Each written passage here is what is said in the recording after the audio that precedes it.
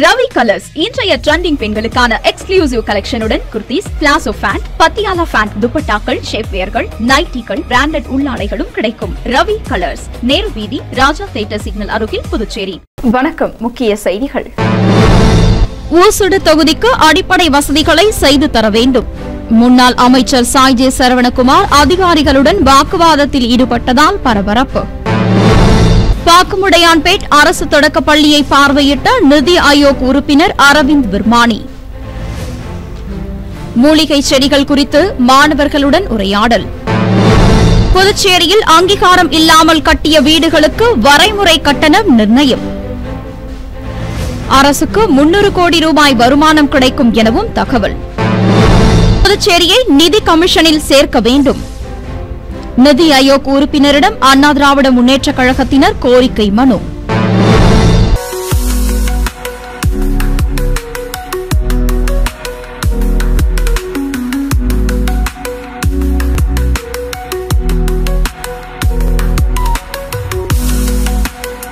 இனி விரிவான செய்திகள். புதுச்சேரி ஊசுடு தொகுதியில் அடிப்படை வசதிகளை செய்து தர வேண்டும் என வலியுறுத்தி முன்னாள் அமைச்சர் சாய்ஜே சரவணகுமார் அதிகாரிகளிடம் வாக்குவாதத்தில் ஈடுபட்டதால் பரபரப்பு ஏற்பட்டது. புதுச்சேரி ஊசுடு தொகுதியில் உள்ள பல்வேறு கிராமங்களில் புதிதாக உருவாக்கப்பட்ட நகர்களுக்கு குடிநீர் வசதி, சாலை வசதி உள்ளிட்ட அடிப்படை வசதிகளை செய்து தரக்கோரி தொகுதியின் சட்டமன்ற உறுப்பினரும் முன்னாள் அமைச்சருமான சரவணகுமார் பலமுறை அரசுக்கும் உள்ளாட்சித்துறை அதிகாரிகளுக்கும் மனுக்களாகவும் கோரிக்கை வைத்தும் எந்தவித நடவடிக்கையும் எடுக்கவில்லை என்று கூறப்படுகிறது. இந்நிலையில் தொகுதி மக்களுடன் முன்னாள் அமைச்சர் சாய் சரவணகுமார் உள்ளாட்சித்துறை அலுவலகத்தில் அதிகாரிகளிடம் அடிப்படை வசதிகளை செய்து தர வலியுறுத்தி வாக்குவாதத்தில் ஈடுபட்டதால் அப்பகுதியில் பரபரப்பு ஏற்பட்டது.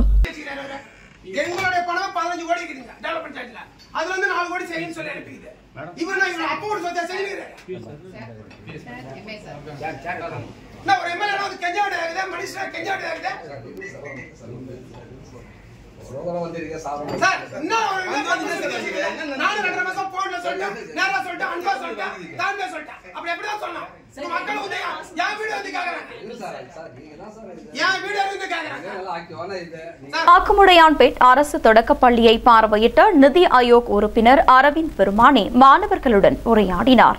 மத்திய அரசின் நிதி ஆயோக் உறுப்பினர் டாக்டர் அரவிந்த் விர்மானி அரசுமுறை பயணமாக புதுச்சேரிக்கு வந்துள்ளார். இந்நிலையில் முதலமைச்சர் ரங்கசாமியை மரியாதை நிமித்தமாக சந்தித்த அவர் இதனைத் தொடர்ந்து பாக்குமுடையான்பேட் பகுதியில் உள்ள அரசு தொடக்கப் பள்ளிக்கு சென்று பார்வையிட்டார். அப்போது அவருக்கு வட்டம் ஒன்றின் பள்ளி துணை ஆய்வாளர் அனிதா மற்றும் பள்ளியின் தலைமை ஆசிரியை கலைவாணி ஆகியோர் சிறப்பான வரவேற்பை அளித்தனர். தொடர்ந்து பள்ளியின் செயல்பாடுகளை பார்வையிட்ட நிதி ஆயோக் உறுப்பினர் மாணவர்களுடன் கலந்துரையாடினார். ஆசிரியர் பாடம் நடத்தும் முறையை மேற்பார்வையிட்ட அவர் பள்ளியின் சிறப்பம்சமான மூலிகை தோட்டத்தை பார்வையிட்டு மாணவர்களிடம் மூலிகை செடிகள் குறித்து கேட்டறிந்தார். இந்நிகழ்ச்சியின் போது பள்ளி ஆசிரியர்கள், ஊழியர்கள் உள்ளிட்ட பலர் உடன் இருந்தனர். புதுச்சேரியில் அங்கீகாரம் இல்லாமல் கட்டப்பட்ட வீடுகளை வரைமுறைப்படுத்த கட்டணம் நிர்ணயிக்கப்பட்டுள்ள நிலையில் இதன் மூலம் அரசுக்கு 300 கோடி ரூபாய் வருமானம் கிடைக்கும் என்றும் கணிக்கப்பட்டுள்ளது. புதுச்சேரியில் வீடுகளை கட்டுவதாக இருந்தால் புதுவை நகர அமைப்பு குழுமத்திடம் முழு கட்டிட வரைபடத்தையும் சமர்ப்பித்து முன் அனுமதி பெற வேண்டும். நகர அமைப்பு குழுமம் ஒப்புதல் பெற்ற பிறகு வீடுகள் கட்ட வேண்டும். ஆனால் பலரும் நகர அமைப்பு குழுமத்திடம் ஒப்புதல் பெற்று கட்டுவதில்லை. அப்படியே ஒப்புதல் பெற்றாலும் விதிமுறை மீறல்களிலும் ஈடுபடுகின்றனர். முதல் தளம் கட்ட அனுமதி பெற்றுவிட்டு 3 தளம் வரை கட்டிவிடுகின்றனர். இப்படி அங்கீகாரம் இன்றி கட்டப்பட்ட வீடுகளில் எண்ணிக்கை பெருகி வந்த சூழ்நிலையில் வீட்டு உரிமையாளர்கள் பல்வேறு சிக்கல்களை சந்தித்து வந்தனர். வீடுகள் மீது வங்கிகளில் அவசரத்திற்கு கடன் வாங்க முடியாமல் திண்டாடி வந்தனர். இந்த அங்கீகாரம் இல்லாத வீடுகளை வரன்முறைப்படுத்த அரசு தனி கொள்கை முடிவெடுக்க வேண்டும் என பல ஆண்டுகளாக கோரிக்கை வைக்கப்பட்டு வந்தது. அதன்படி புதுச்சேரி அரசு அங்கீகாரம் இல்லாத வீடுகளை ஒருமுறை திட்டத்தின் கீழ் வரன்முறைப்படுத்த முடிவு செய்து இப்போது அரசாணை வெளியிட்டுள்ளது. அதன்படி குடியிருப்பு கட்டிடங்களை வரன்முறைப்படுத்த சதுர மீட்டருக்கு 500 ரூபாய் கட்டணம் நிர்ணயிக்கப்பட்டுள்ளது. சிறப்பு கட்டிடங்கள், மிக்சட் கட்டிடங்களுக்கு சதுர மீட்டருக்கு 750 ரூபாயும், பல மாடி கட்டிடங்களுக்கு சதுர மீட்டருக்கு 1000 1000 ரூபாயும் வரன்முறை கட்டணம் நிர்ணயிக்கப்பட்டுள்ளது. இந்த திட்டத்தின் கீழ் இதுவரை அங்கீகாரம் இல்லாமல் உள்ள அரசு கட்டிடங்களை அரசு துறைகள் வரன்முறைப்படுத்திக் கொள்ளலாம் என்றும் இதற்கான கட்டணம் நிர்ணயிக்கப்படவில்லை என்றும் அரசு உதவி பள்ளிகளும் தனது அங்கீகாரம் இல்லாத கட்டிடங்களை இந்த திட்டத்தின் கீழ் 50% கட்டணம் செலுத்தி அங்கீகாரமாக்கிக் கொள்ளலாம் என்றும் தெரிவிக்கப்பட்டுள்ளது. இதுவரை அனுமதி இல்லாமல் வீடு கட்டியவர்கள் தங்களது வீடுகளை வரன்முறைப்படுத்தி பிபிஏ அங்கீகாரம் பெற்றுக் கொள்ளலாம் என்றும், மேலும் விண்ணப்ப கட்டணமாக குடியிருப்பு கட்டிடங்களுக்கு 5000 ரூபாய் செலுத்தவும் பிற கட்டிடங்களுக்கு விண்ணப்ப கட்டணமாக 10,000 ரூபாய் செலுத்த வேண்டும் என்றும் தெரிவிக்கப்பட்டுள்ளது. மேலும் இந்த திட்டத்தின் கீழ் புதுச்சேரியில் அங்கீகாரம் இல்லாமல் உள்ள 4 லட்சம் வீடுகள் வரை வரன்முறைப்படுத்தப்படுவதுடன் அரசுக்கும் 300 கோடி ரூபாய் வரை வருமானம் கிடைக்கும் என்றும் கணிக்கப்பட்டுள்ளது குறிப்பிடத்தக்கது. நிதி கமிஷனில் புதுச்சேரியை சேர்க்க வலியுறுத்தி அண்ணா திராவிட முன்னேற்றக் கழகம் சார்பில் நிதி ஆயோக் உறுப்பினரிடம் மனு அளிக்கப்பட்டுள்ளது. புதுச்சேரிக்கு வருகை தந்த நிதி ஆயோக் உறுப்பினர் டாக்டர் அரவிந்த் விருமானி புதுச்சேரி சட்டப்பேரவையில் முதலமைச்சர் ரங்கசாமியை மரியாதை நிமித்தமாக சந்தித்து பேசினார். அவருக்கு முதலமைச்சர் ரங்கசாமி சால்வை அணிவித்து வரவேற்றார். இந்நிகழ்ச்சியின் போது சபாநாயகர் செல்வம், தலைமை செயலர் சரத் சௌகான், அரசு செயலர் முத்தம்மா ஆகியோர் உடன் இருந்தனர். இதனைத் தொடர்ந்து நிதி ஆயோக் உறுப்பினர் டாக்டர் அரவிந்த் விருமானியை சட்டப்பேரவை வளாகத்தில் அண்ணா திராவிட முன்னேற்றக் கழக மாநில செயலாளர் அன்பழகன் தலைமையில் நிர்வாகிகள் சந்தித்து புதுச்சேரியை நிதி கமிஷனில் சேர்க்க கோரிக்கை மனு அளித்தனர்.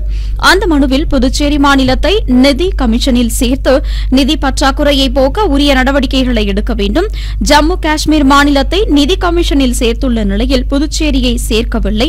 புதுச்சேரியையும் உடனடியாக நிதி கமிஷனில் சேர்க்க வேண்டும். புதுச்சேரிக்கு தனி கணக்கு துவங்க வேண்டும் என்று அந்த மனுவில் குறிப்பிட்டிருந்தனர். இந்த மனுவை பெற்றுக் கொண்ட அவர் உரிய நடவடிக்கை எடுப்பதாக தெரிவித்துள்ளார். புதுச்சேரி நல்லவாடு பகுதியை சேர்ந்த மீனவர்களுக்கு இலவச ஐஸ் பெட்டியினை சபாநாயகர் செல்வம் வழங்கினார். புதுச்சேரி நல்லவாடு பகுதியை சேர்ந்த மீன் விற்பனையாளர்கள் இலவச ஐஸ் பெட்டிக்காக வேண்டி விண்ணப்பித்திருந்தனர். இதன் தொடர்ச்சியாக புதுச்சேரி மீன்வளம் மற்றும் மீனவ நலத்துறை மூலம் கடற்கரையோர அடிப்படை வசதிகள் வழங்கும் திட்டத்தின் மூலமாக இவர்களின் விண்ணப்பத்தை பரிசீலனை செய்து அப்பகுதியை சேர்ந்த மீன் வியாபாரிகளுக்கு இலவச ஐஸ் பெட்டிகள் வழங்கும் நிகழ்ச்சி நடைபெற்றது. இந்நிகழ்ச்சியில் சபாநாயகர் ஏம்பலம் செல்வம் ஐஸ் பெட்டிகளை பயனாளிகளுக்கு வழங்கினார். அப்போது மீன்வளத்துறை இயக்குநர், திட்ட அதிகாரி மற்றும் மீனவ பஞ்சாயத்து தலைவர்கள், ஊர் பொதுமக்கள் பலர் கலந்து கொண்டனர்.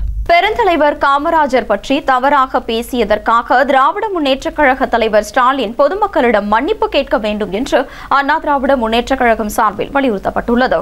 புதுச்சேரி அண்ணா திராவிட முன்னேற்றக் கழக தலைமை அலுவலகத்தில் செய்தியாளர்களை சந்தித்த மாநில செயலாளர் அன்பழகன், திராவிட முன்னேற்றக் கழக தலைவர் ஸ்டாலினுக்கு மிக நெருக்கமானவரான பாராளுமன்ற உறுப்பினர் சிவா மறைந்த கர்ம வீரர் காமராஜர் பற்றி தவறாக கருத்தை தெரிவித்துள்ளார்.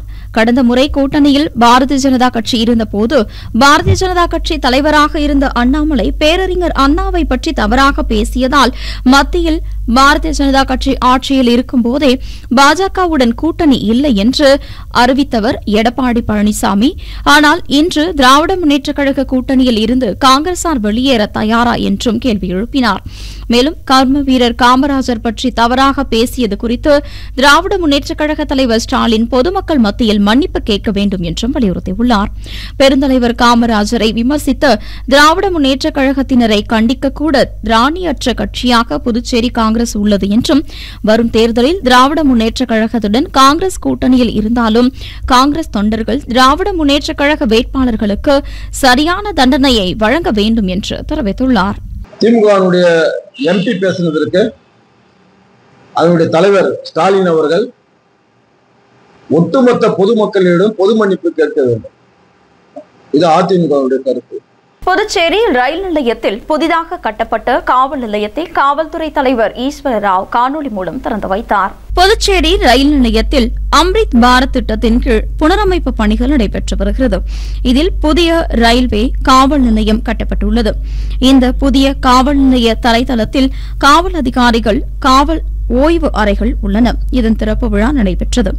காவல் நிலையத்தை திருச்சியிலிருந்து காணொலி காட்சி மூலம் ரயில்வே காவல்துறை தலைவர் ஈஸ்வர ராவ் திறந்து வைத்தார். மக்களுக்கு இடையூறு அளிக்காத கொடிக்கம்பங்களையும் பெயர் பலகைகளையும் அகற்ற தீவிரம் காட்டும் மாவட்ட நிர்வாகம் பேனர்களை அகற்றாதது ஏன் என கேள்வி எழுப்பப்பட்டுள்ளது.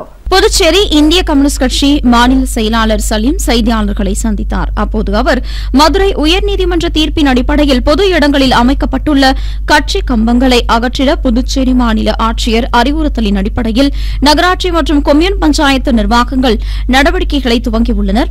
புதுச்சேரி முழுவதும் அமைப்பு சாரா தொழில் செய்கிற தொழிலாளர்களான ஆட்டோ, சுமை தூக்குவோர், சாலையோர வியாபாரிகள், லோடு கேரியர் வாகனம் வைத்துள்ளவர்கள் தங்கள் தொழில் செய்யும் இடங்களில் தொழிற்சங்கங்களில் தங்களை இணைத்துக் கொண்டு அதை வெளிப்படுத்தும் வகையில் பொதுமக்களுக்கு பாதிப்பில்லாத வகையில் தங்கள் சங்கத்தின் பெயர் பலகை மற்றும் கொடியை ஏற்றி செயல்பட்டு வருகின்றனர்.